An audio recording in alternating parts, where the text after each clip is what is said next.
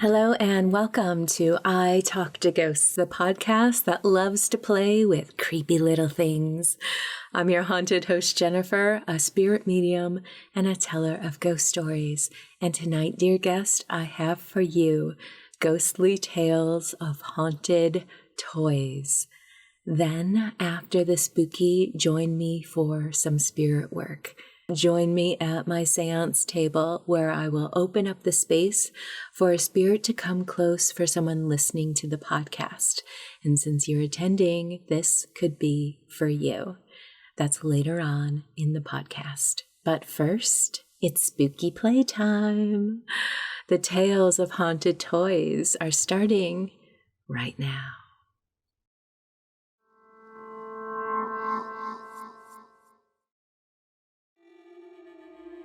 When my brother and I were little, we used to share a bedroom.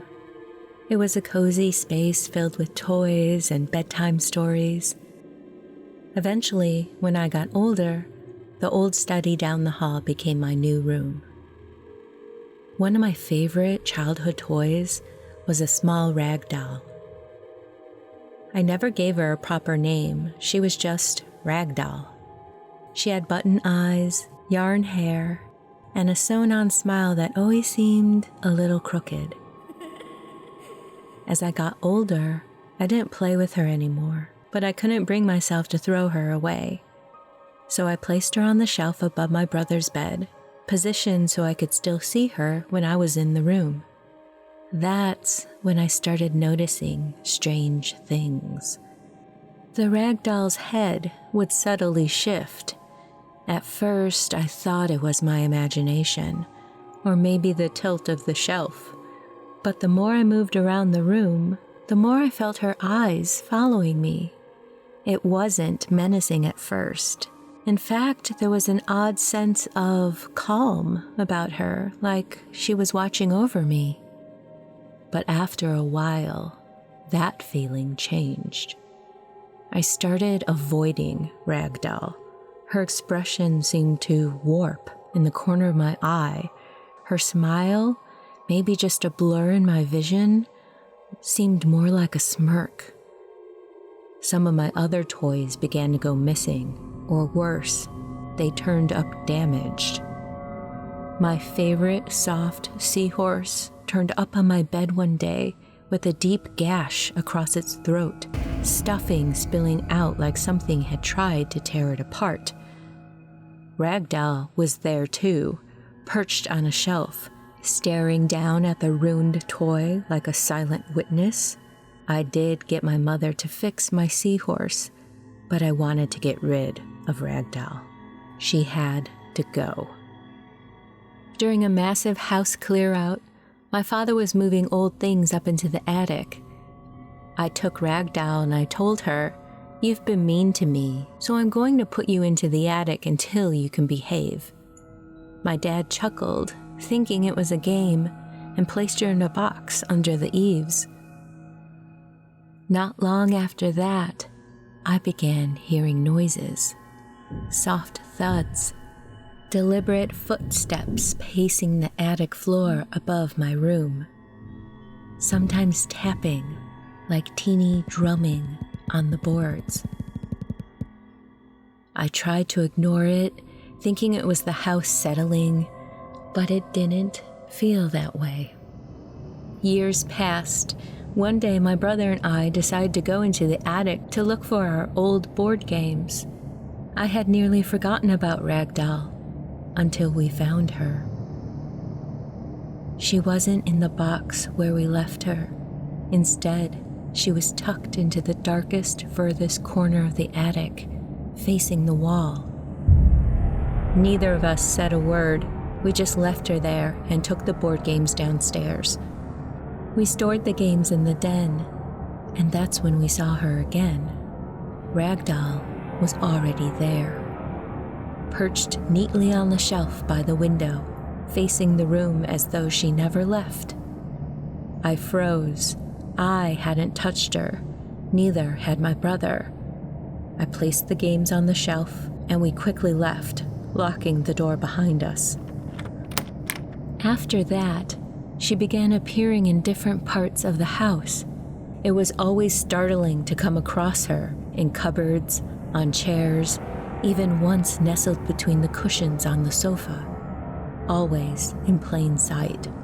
Always seeming to stare at you. I felt silly, but I told her to stop, to leave things alone. But that didn't work. I kept finding her about the house. With one exception, she couldn't follow me upstairs. The bedrooms and the bathroom remained out of reach. Maybe she couldn't climb the stairs. Looking back, I can't believe that this was part of my childhood. It's amazing to me that strangeness could be so accepted. Maybe it's because everything is new to a kid and you just don't know any better. I'm not sure what happened to Ragdoll. I try not to think about it, just in case my thoughts have some kind of summoning power. I never want to see her again.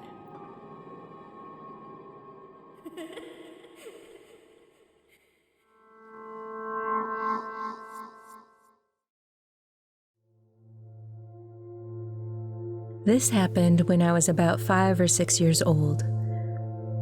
My sister and I were in our bedroom one night, and I was playing with a toy phone. Just a little plastic thing that I believe had been my baby brother's. I said hello into the receiver, and clear as day, I heard a man's voice greet me back with, "Hello," right into my ear. The voice wasn't creepy or ghostly. It sounded like the normal friendly way anyone would say hello to a little kid. But I was still terrified, of course, and I ran to my parents.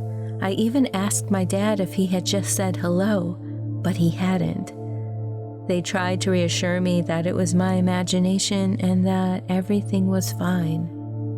As I got older, I kept trying to tell myself that this was just the active imagination of a kindergartner, even though my imagination had always been just about playing pretend with dolls or toys or friends, but I was always fully aware I was just playing. I never saw or heard things that weren't there. But I can still hear that voice in my mind. It didn't sound like anyone I knew, and I never heard a voice on that telephone again. Come to think of it, I was so spooked that night that I never played with that phone again. For whatever reason, I've always wanted to know if anyone else had ever had a similar experience, toy phone and all, or something similar. Since unexplained things like that have been pretty rare in my life, when they have happened, I guess they tend to stick with me. Half of me tries to find a logical explanation, and the other half is just weirded out for a very long time.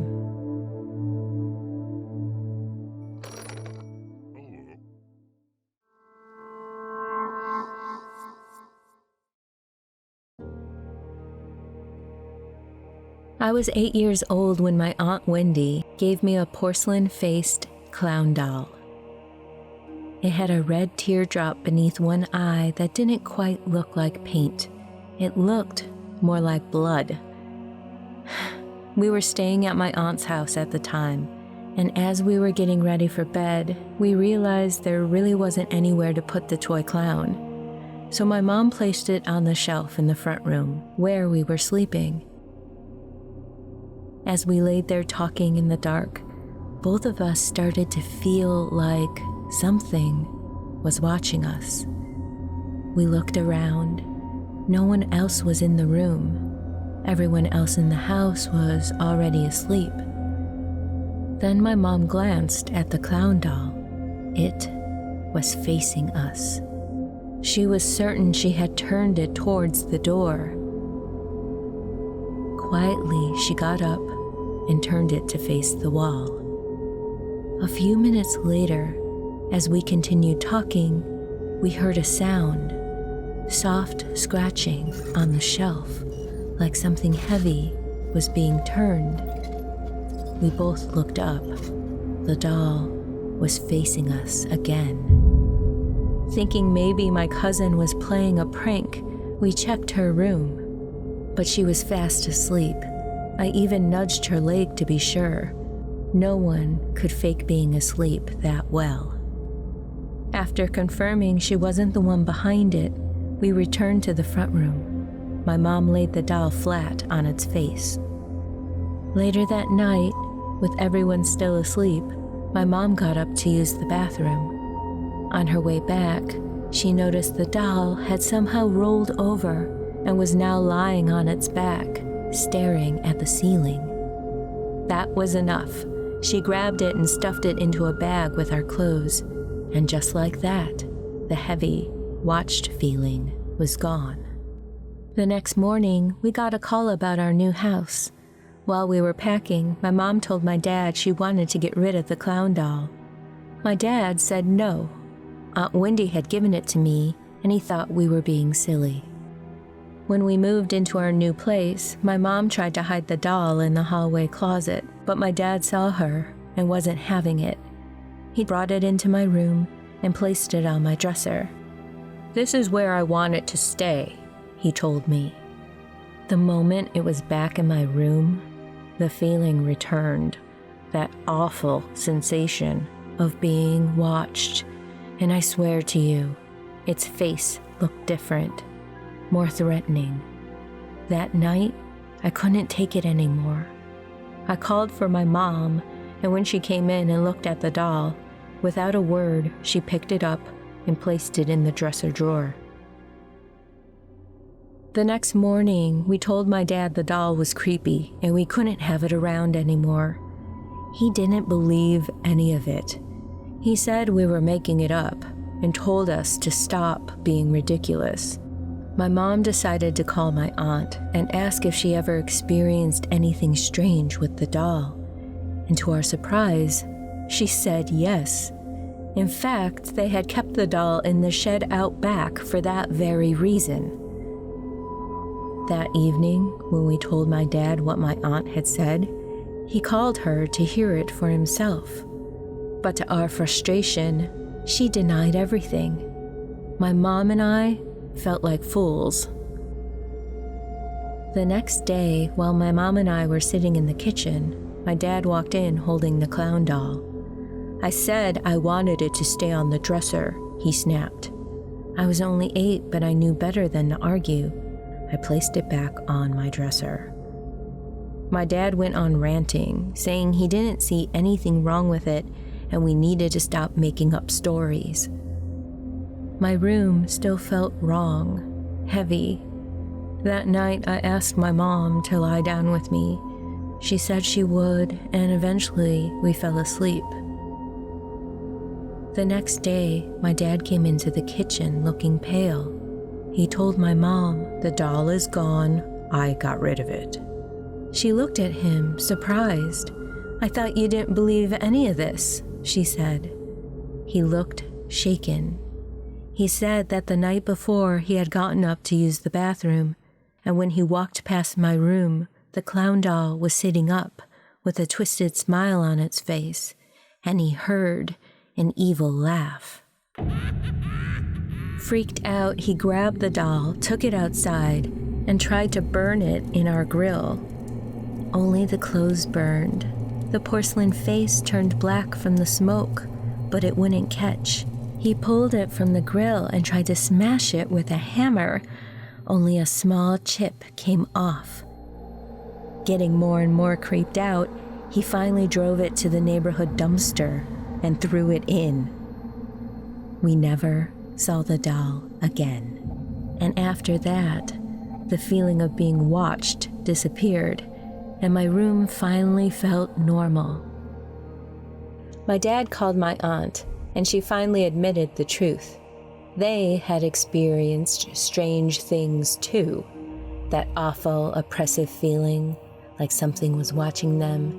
It would go away when the clown doll was kept out in the shed. But they hadn't thought the doll could be the cause.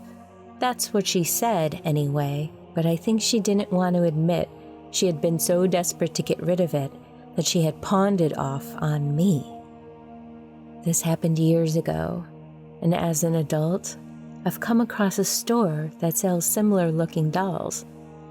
I can't help but think I know exactly what I'll be sending my aunt for Christmas.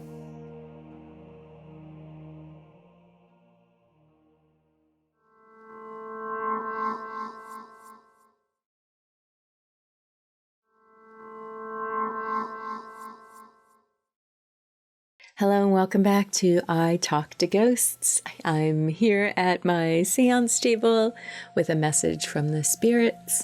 So thank you for joining me here. I have with me, as I work tonight, lemon balm leaf. Lemon balm leaf is a wonderfully comforting, soothing frequency to have around you. It's wonderful to have with you when you're doing spiritual work because it's like this embracive spiritual hug, and who doesn't want that? So that is lemon balm leaf. Also makes a great tea for the same purposes. Very calming, nurturing energy with this plant. Okay, I'm gonna open the space. Someone's mom is coming in with a stack of magazines. She is People Magazine. She's like, did you read this article? Did you read about this? Did you read about these people? She just found a lot of entertainment and joy in reading People Magazine and talking about people's lives. Not in a gossipy way. It was just like she took a lot of delight in. It feels like she's everyone's mom, like just caring about people in that way, caring about how people are doing and what they're doing. And I'm seeing Tupperware.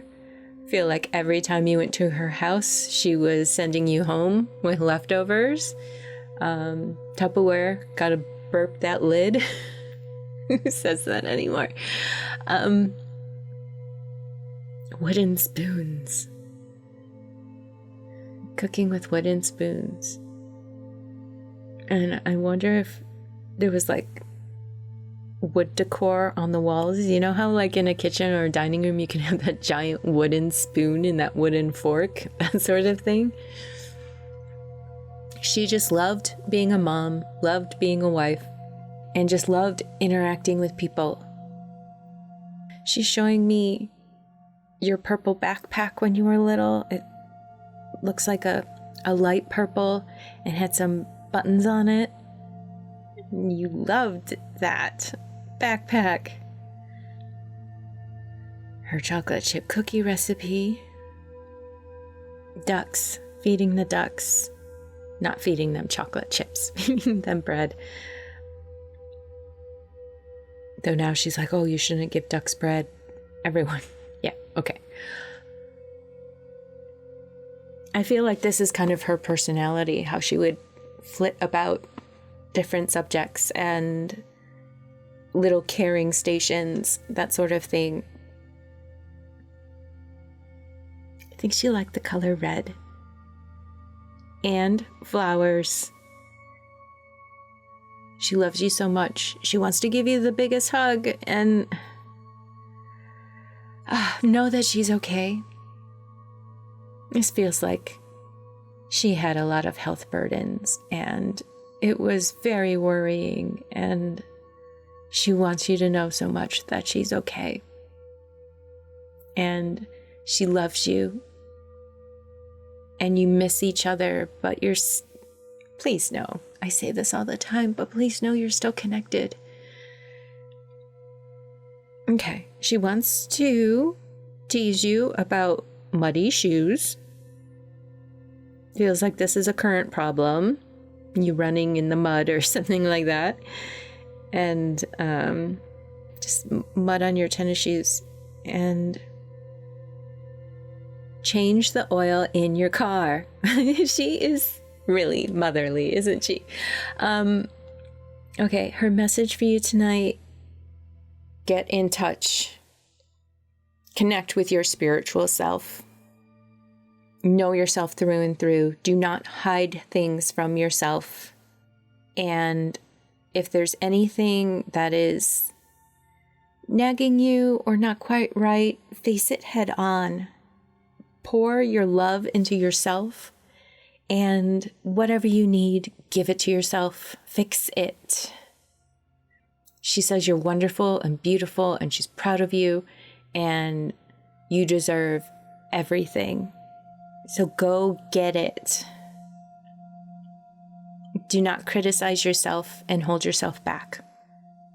You deserve all the good things. All the good things. Okay, I'm going to leave it at that. She is a very lovely woman, and she really does care, and she's a really good talker. Yeah, she loves you. If this connects for you, please let me know, because I have a feeling she would love for you to have a session. Okay. Yeah, so please reach out. Thank you.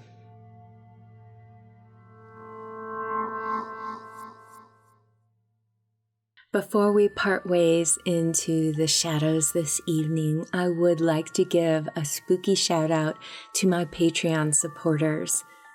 First, a spooky welcome and thank you to new members Holly and Loriana. Thank you, Holly. Thank you, Loriana. And also a continued thank you to Charles and family, Matthew, Alexander, Caligo, Stephen, Amanda, Claire, Gordon, James, Jennifer, Peter, Rob, and Stephanie. Thank you so much for your support. Honestly, so much. It means the world to me that you are willing to support the podcast in such a way. It is never lost on me, and honestly, it keeps me going. So thank you. I can't thank you enough. And with that, dear listener, we have reached the end. This episode is winding down. I hope you've enjoyed my spirit work that I shared with you this episode, as well as those creepy tales of haunted toys. Have you ever had a paranormal encounter with a toy? I would love to hear about it. So please reach out. You can always email me at speaknow@italktoghosts.com. In the meantime, wherever you wander off to in this world or the next, just remember, come back and visit with me. Have a lovely evening and good night.